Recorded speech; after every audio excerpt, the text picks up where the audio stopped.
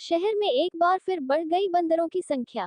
पूर्व में भी बंदरों के हमले से कई लोग हुए हैं घायल और हुई है मौत। फिरोजाबाद घंटाघर के समीप स्थित बजरिया थाना दक्षिण के समीप रहने वाले लोग बंदरों के आतंक से हैं परेशान। बीती शाम थाना दक्षिण के मालखाने में तैनात होमगार्ड पर बंदरों ने किया हमला, हुआ घायल।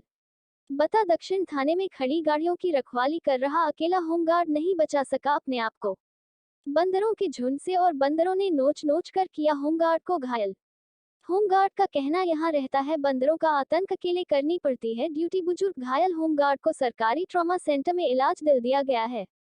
फिलहाल ड्यूटी पर तैनात होमगार्ड बजरिया के बंदरों से परेशान है। क्या कहा होमगार्ड ने, देखे हमारी ये रिपोर्ट।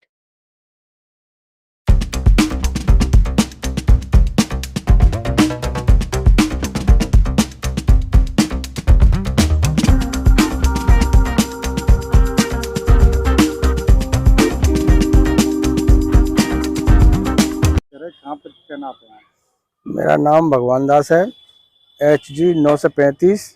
मैं थाना दक्षिण में ड्यूटी कर रहा हूँ इस समय, और पुराने थाने में मालखाने पे मेरी ड्यूटी लगी हुई है।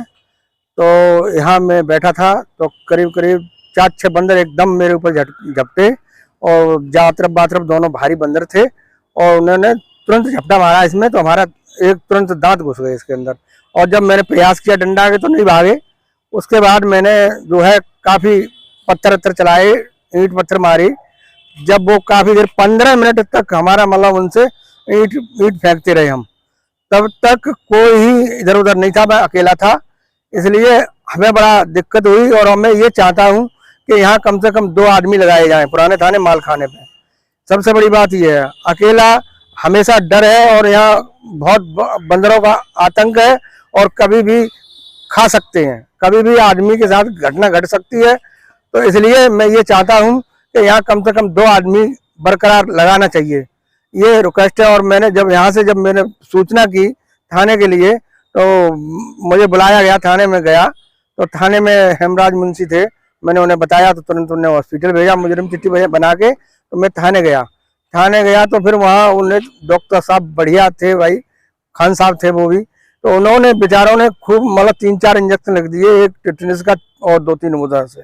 तो उन्हें कही तुम्हें आराम करने की जरूरत है। तो मैंने कही साहब ये तो तुम बच गए, ये बहुत बड़ी बात मानो ना। बंदर तो बहुत खूंखार होते हैं, क्योंकि वहाँ तो आतंक है, इसलिए तुम बच गए, ये भी अच्छी बात है, ये भगवान की कृपा है जो तुम बच गए।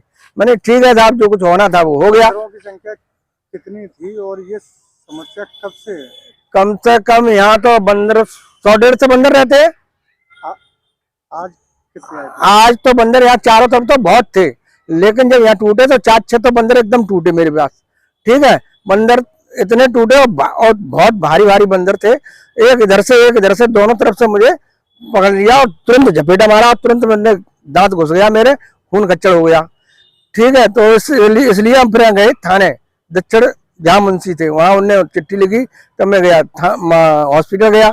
हॉस्पिटल में मेरे 3-4 इंजेक्शन लगाए डॉक्टर साहब ने, और क्या कुछ रेस्ट करने की जरूरत है।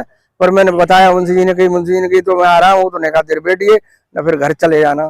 तो मैंने ये सोचा कि हमें निकलवाना बहुत जरूरी है, तो हम अधिकारियों को निगाह में जाएगी बात, तो बात सुनी जाएगी न। यहाँ तो अकेले रहते हैं, कभी भी खा सकते बंदर। इस क्षेत्र में बंदरों की समस्या कब से है?